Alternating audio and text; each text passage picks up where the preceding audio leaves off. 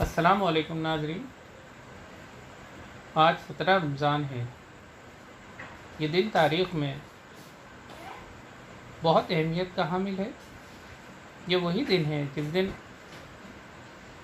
جنگ بدر واقع ہوئی تھی۔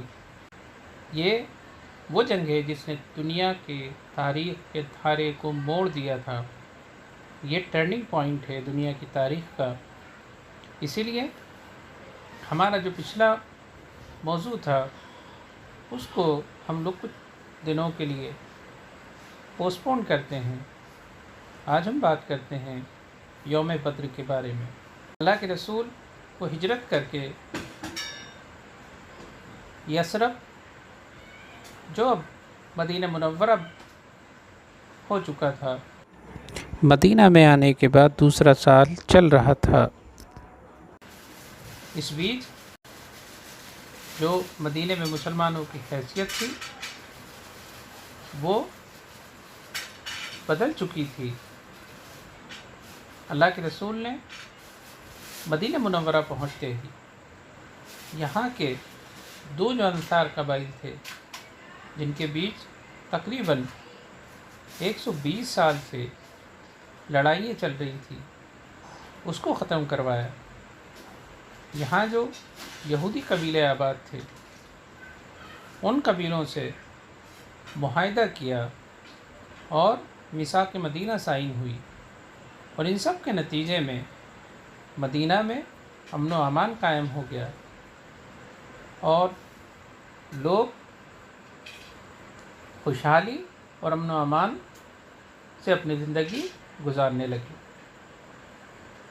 ہجری 2 تک آتے آتے بہت سارے واقعات رونما ہوئے۔ بدر کے پہلے اللہ کے رسول کو حکم اللہ کی طرف سے آیا کہ اب جو نماز ہے وہ مسجد اقصی کی طرف منہ کر کے ادا نہیں کی جائے گی، نماز خانہ کعبہ کی طرف منہ کر کے ادا کی جائے گی۔ اللہ سبحانہ و تعالیٰ نے زکوٰۃ کو فرض کیا، روزوں کو فرض کیا، اور یہی ہجری 2 وہ سن تھا جس میں حضرت فاطمہ رضی اللہ تعالیٰ عنہ کا نکاح حضرت علی رضی اللہ تعالیٰ عنہ سے ہوا۔ 2 سالوں کے بیچ میں بہت سی تبدیلیاں رونما ہوئی تھی۔ مکہ کے وہ لوگ جنہوں نے راحت کی سانس لی تھی کہ یہ لوگ یہاں سے اب جا چکے، مدینہ جو اس وقت یثرب کہلاتا تھا، وہاں کی آب و ہوا ان لوگوں کو سوٹ نہیں کرے گی، یہ وہاں کی جو آپس کی قبیلوں کی لڑائی ہے، جو یہودیوں کی سازش ہے، ان سب کے بیچ الجھ کے وہیں پر اپنا وجود ختم کر لیں گے۔ لیکن اللہ کو کچھ اور منظور تھا۔ میثاق مدینہ اور اللہ کے رسول کے ذریعے کیے ہوئے اقدام کا نتیجہ یہ تھا کہ اسلام کا رسوخ دن پہ دن بڑھتے چلا جا رہا تھا۔ ہجری 1 کے بعد اللہ کی طرف سے جو مسلمانوں کو ابھی تک صرف دعوت کا حکم تھا کہ وہ لوگوں کو اللہ کی وحدانیت اور اللہ کے رسول کی رسالت کی دعوت دے سکتے تھے، اب اس میں دفاع کا حق بھی دے دیا گیا، اور اسی کا نتیجہ تھا کہ مکہ والے مدینہ کی طرف بری نظروں سے نہیں دیکھیں، کوئی انتقامی کارروائی نہیں کرے۔ اس کے لیے اللہ کے رسول نے مکہ والوں کا جو شام کے ساتھ کاروبار تھا اس میں جو قافلے جاتے تھے ان قافلوں کے اوپر کارروائی کرنا شروع کروا دی۔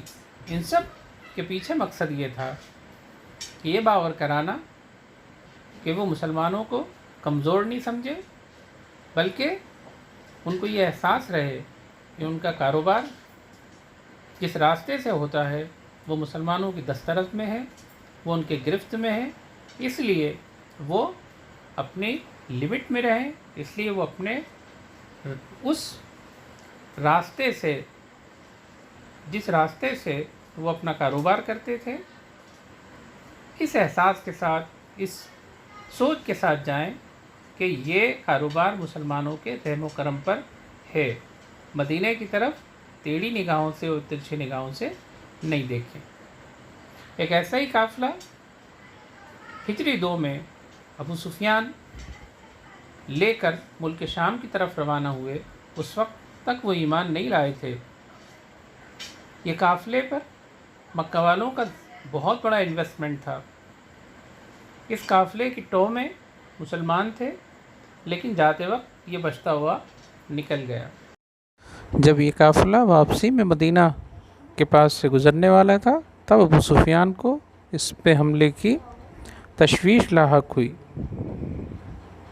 کہ جب ابو سفیان اس علاقے میں پہنچے جہاں پر ان پہ حملے کا خطرہ تھا، تو انہوں نے زمزم نامی ایک شخص کو اجرت دے کر مکہ روانہ کیا کہ جاؤ اور مکہ والوں کو خبردار کر دو کہ ان کا قافلہ مسلمانوں کے رحم و کرم پہ ہے، اگر اس قافلے میں حملہ ہوا تو وہ برباد ہو جائیں گے، ان کا مال و متاع سب لوٹ لیا جائے گا۔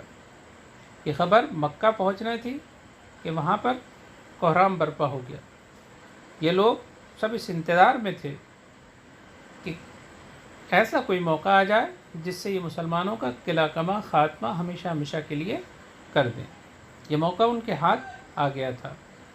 3 دن کی ہنگامی تیاریوں کے بعد 900 سے 1000 افراد کا یہ لشکر ابو جہل کی سرداری میں عتبہ، شیبہ اور ان کے جیسے مشرکین مکہ جو اپنے کفر اور اللہ کے رسول کی دشمنی میں پیش تھے، مکہ سے روانہ ہوا۔ اس کی خبر بھی اللہ کے رسول کو پہنچ گئی تھی، اور ساتھ ساتھ میں اس قافلے کو جو ابو سفیان شام سے لوٹ رہے تھے اس کے پہنچنے کی خبر اللہ کے رسول کے پاس تھی۔ ان دونوں چیزوں کو سامنے رکھ کر اللہ کے رسول نے مشورہ کیا حضرت صحابہ کرام سے، اور آپ نے پوچھا کہ یہ سچویشن ہے اور اس سچویشن میں ہم کو کیا کرنا چاہیے۔ حضرت ابو بکر صدیق رضی اللہ تعالیٰ عنہ اور حضرت عمر رضی اللہ تعالیٰ عنہ نے کہا کہ اللہ کے رسول آپ حکم کریں، آپ جو حکم فرمائیں گے ہم اس پہ عمل کرنے کے لیے تیار ہیں۔ حضرت مقداد رضی اللہ تعالیٰ عنہ نے کہا کہ اللہ کے رسول ہم موسیٰ علیہ السلام کی قوم میں سے نہیں ہیں، برے وقت میں، امتحان کے وقت میں اور آزمائش کے وقت میں یہ کہہ دیں کہ موسیٰ تم جانو اور تمہارا خدا جانے، ہم ہر حال میں آپ کے ساتھ ہیں۔ اس کے بعد بھی اللہ کے رسول نے پھر پوچھا کہ مجھے مشورہ دو کہ ہمیں کیا کرنا چاہیے۔ تب پھر حضرت عمر رضی اللہ تعالیٰ عنہ کھڑے ہوئے اور آپ نے اسی بات کو دہرایا۔